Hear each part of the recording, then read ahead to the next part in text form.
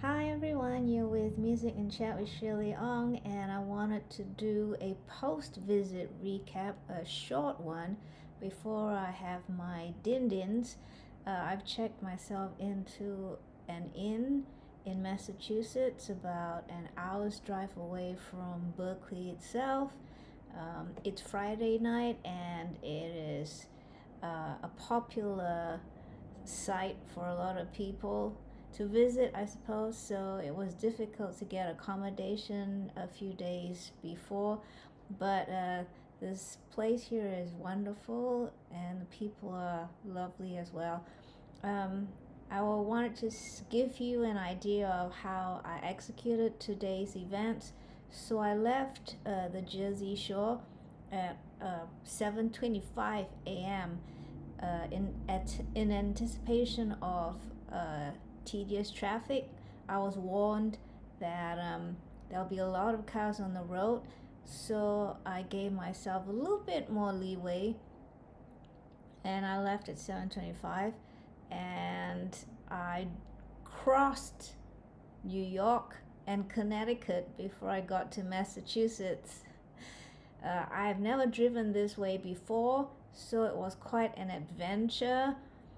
Um, but I'm glad I don't work in New York on a daily basis. Also, there's a lot of traffic. It is true. There are plenty of cars on the roads. So I got into Berkeley at about 12:50 after I got some gas, and gas as in petrol. And I had a booking at a parking lot, aka garage, at 1 o'clock. So I had 10 minutes to so-called while away. So I just kept on driving in a straight road through the Berklee Urban College. I've learned a new term. And it's truly like a village. It's a village built upon the college. There are shops, there are restaurants, there are hostels, there are accommodations, there are more college buildings, the new arm of the music college, the old additions and all that. So new next to the old. It's quite charming, really. And to navigate around Berkeley, it takes a while to realize how things are laid out. You have a bike bus lane that's also a turning lane, and the speed limit's 25 miles per hour, which is great for kind of like sightseeing, as you're driving. But you have to be alert to pedestrians. They're everywhere because it's a college city, so you got to make sure that you keep your distance, and you let the pedestrians cross the roads first. I found my garage without much hassle. I think I'm slowly getting used to driving around the US, again, as you know. 2 streams ago, I was still in Singapore, so I'm getting used to the way traffic goes, and what to look for and all that. Turning right at red lights seems to be quite a nationwide regulation. You just need to keep an eye out for right turns that can only be executed when you see a green light. So be mindful of those, because those signs might hide behind foliage from trees or bushes or those kinds of things, or set back from the junction, or set far ahead. I saw one that was on the other side of the road, kind of like waist height and covered by foliage. So when in doubt, don't turn. That's what I do.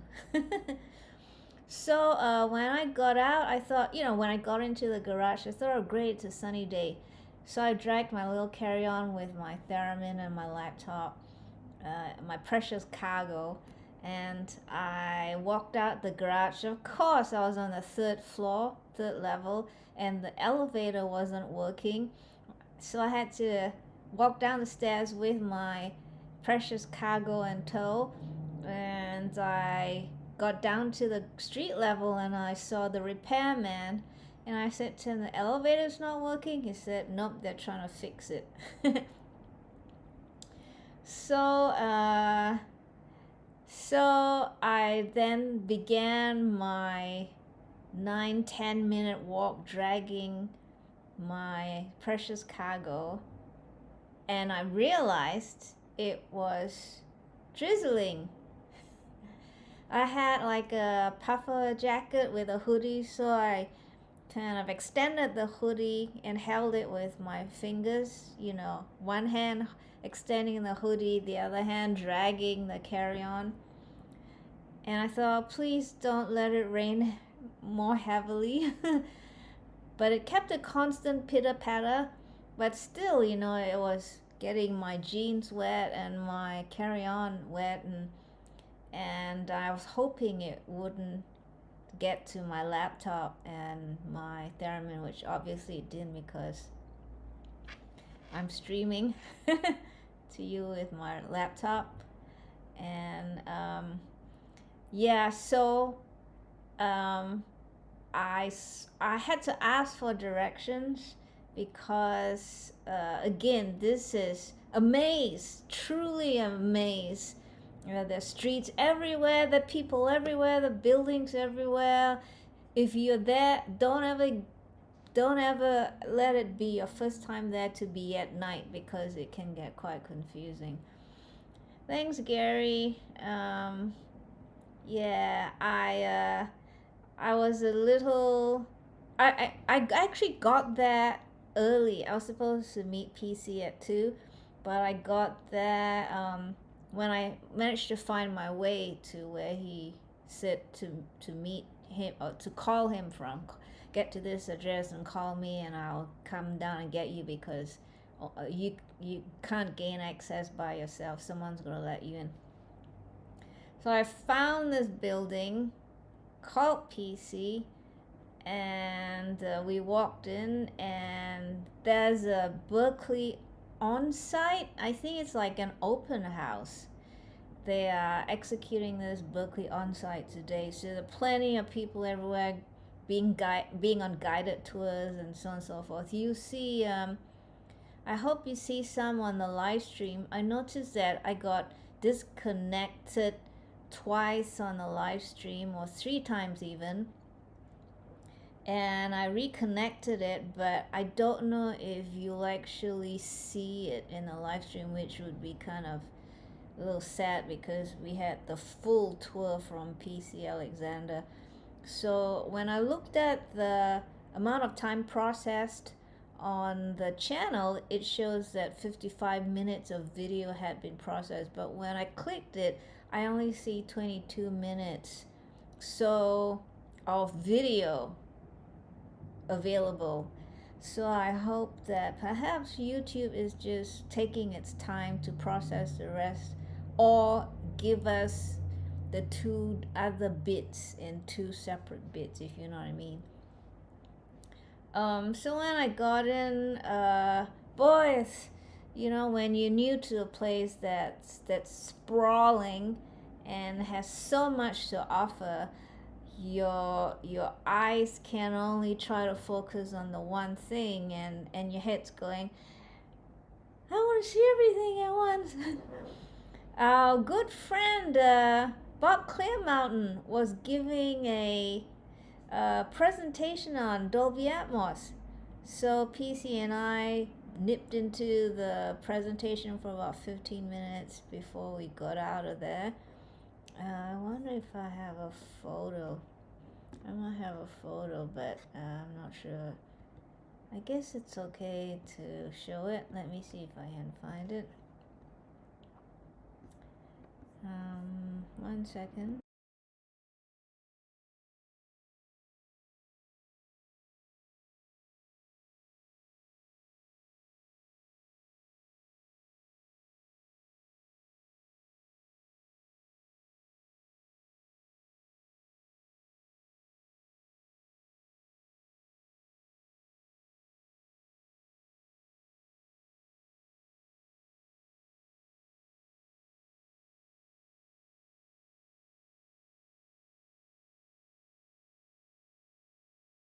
Sorry, my microphone was muted accidentally. So this is Berklee Mountain in, I think it was Studio A. I can't remember now. Shame's studio, I think. But you see this in our walkthrough, the very thorough walkthrough that PC gave us. So anyway, I was greeted by rain when I arrived.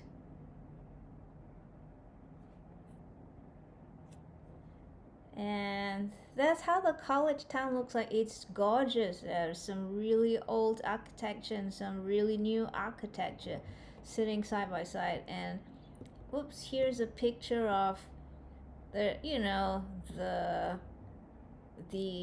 restaurants and shops that line the streets at every corner. The college is facilitated by a train line. I don't know how many lines, and buses, but it is quite frantic. Like if you don't know where you're going, you know, I'm glad I drove in. It was chock-a-block full of, as I said, traffic, and it was, you know, a 4.5 hour journey took 5.5 hours, but I'm glad I was in my own vehicle, so I could, you know, find my way. If I got lost, I just double back, so to speak, and locate my way again. Of course, I used the GPS, which, you know, you kind of listen out for the turn by turn, you know, the voice that tells you where to go next. But I also kind of glance at the actual GPS to see what's coming up. So let me show you more pictures. So the start time of the live stream took a while because PC and I decided, you know, we tried to work out what to do. Should we do the walkthrough first and then do my show and tell on the theremin, or do we show and tell and then walk through?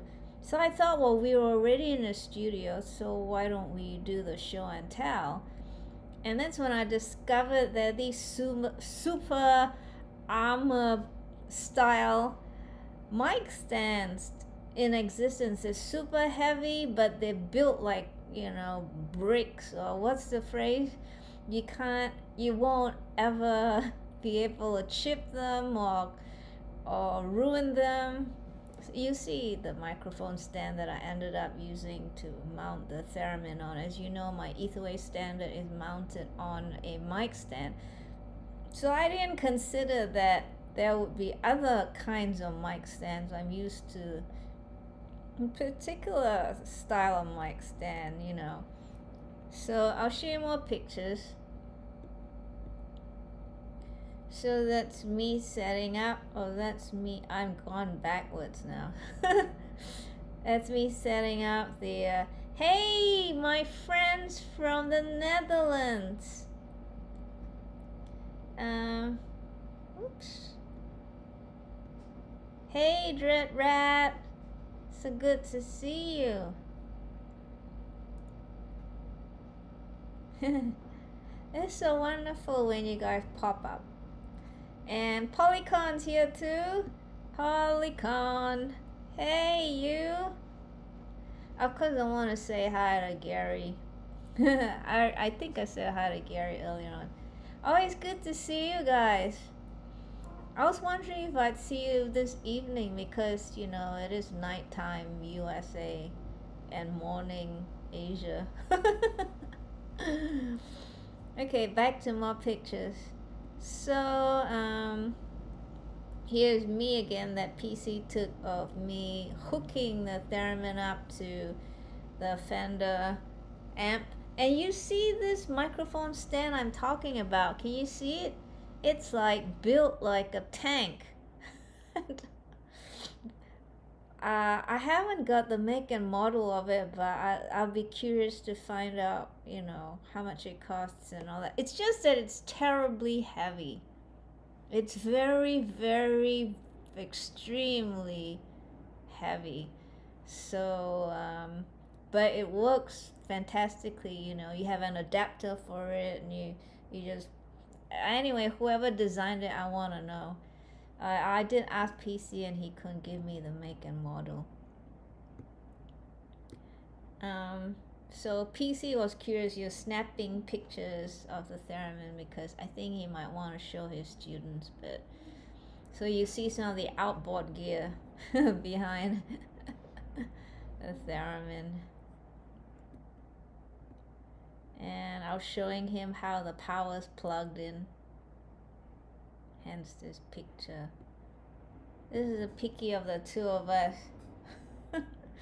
I'm always in jeans and sneakers for this reason, because I always have to get down on my knees to plug things in, and you know, so I'm a very casual. I'm always casually dressed, and I hope my friends and my viewers uh, don't mind that too much. So yeah, I've got I got a little video. Perhaps I can show you. I suppose it's okay. Let's see if I can find. 1 second. I need to create another scene to make that happen. So, is this one? Let me just. And this. That's PC trying out my theremin. I'll just play a bit of it. I'll play the part when he gets kind of used to it, so it's not too embarrassing for him. But PC was so gung ho about it. He has no fear. He's got such a great character. When I say character, I mean, you know, he's open to learning. He asks great questions. He's not embarrassed at all about not knowing something. He's a true kind of true educator. You know, a lot of educators, people think educators know everything and they don't need to learn anymore. PC is not that kind of educator. PC is a great educator. From my discussion with him about education and all that kind of stuff, but he has some really great thoughts about education, and he always seeks to learn, and that's like me as well. So I think I made another good friend in this world. So thanks, PC. So let's play a little bit of PC's theremin playing. Let me just turn up the volume.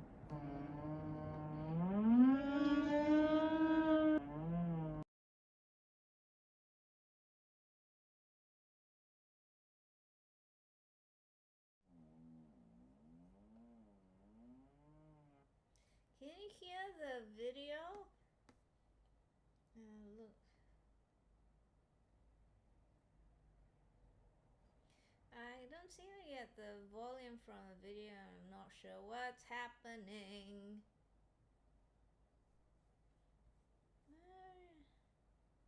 That's bizarre. Bizarro.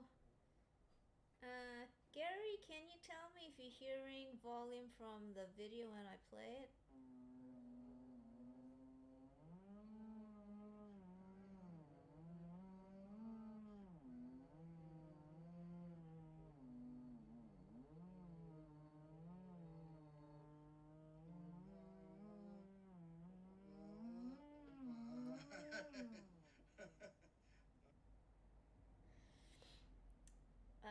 Anyway,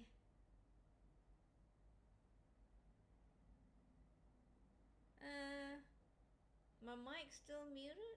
I see it here though, displayed. That's strange. Anyway, I'll go back here. Can you hear me now, Gary?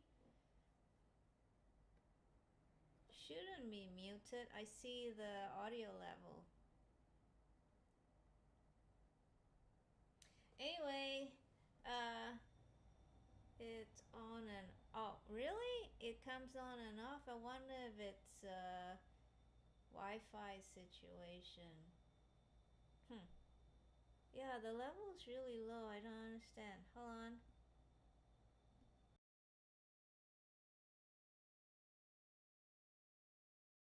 How about now? Is that a good level? Anyway, I just wanted to. It's off. How about now? Is this a good level?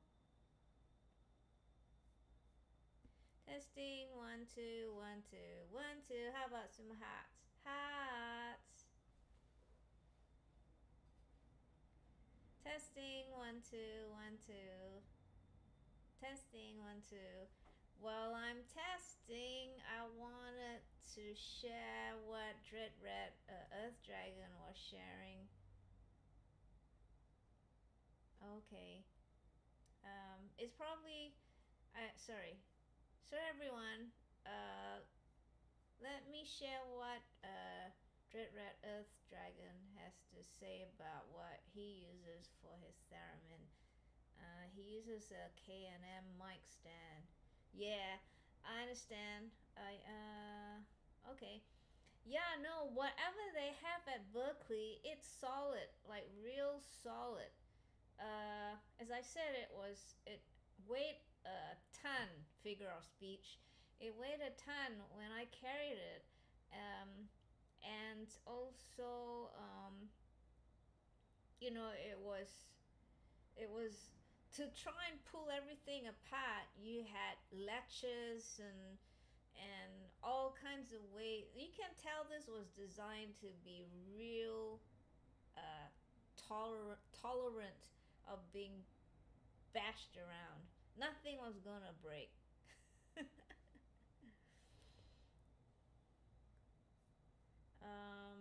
So anyway, uh, I have a feeling my Wi-Fi is probably messing up the synchronization of my lip movement and my voice. But I just wanted to kind of, check in with my viewers because some of you waited for my live stream and it took about an hour before we got it started because I thought I should kind of get the show and tell of the theremin out of the way first. Also, I was running low on battery, so I thought, and I thought I forgot to bring my charging cable for my external battery pack, but I had it. I had it in my bag, but I just didn't find it. In a rush, you kind of overlook your packing when you know you packed it all, but you thought you didn't. Yeah, that's what happened to me. So towards the end of the live stream, I know I was down to low power mode. It displayed low power mode, so I hit okay. I guess we're on low power mode. But I wanted to make sure you guys know that I was safe and sound again. I left really early this morning, 7:25, and I got in at 10 to 1. And the traffic was, as you say in America, the traffic was brutal. But I made it safe. I did make a few wrong turns, going through New York. Was it Washington Bridge? I can't remember now. It had exit 1, and I was supposed to exit through exits 1C and D. Okay. Anyway, I shall terminate this live stream.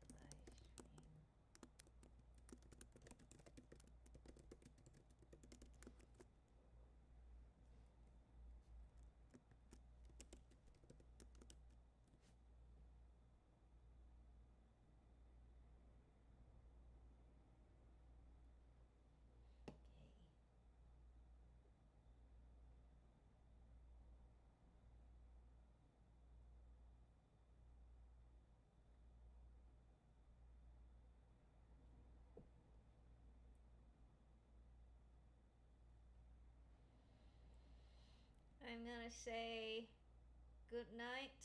I'm gonna chow down on some food and it's so great to see you, Polycon and Earth, Dread, Dread Red Earth Dragon.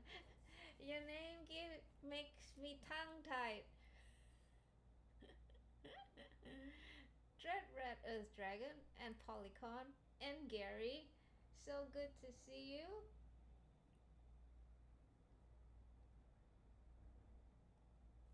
And I'll catch you again soon. Don't stay too far away from my live streams. I'm always so happy to see you back so I can say hello. Maybe I should go visit the Netherlands so I can catch you guys in person.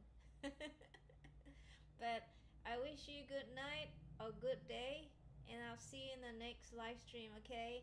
Bye!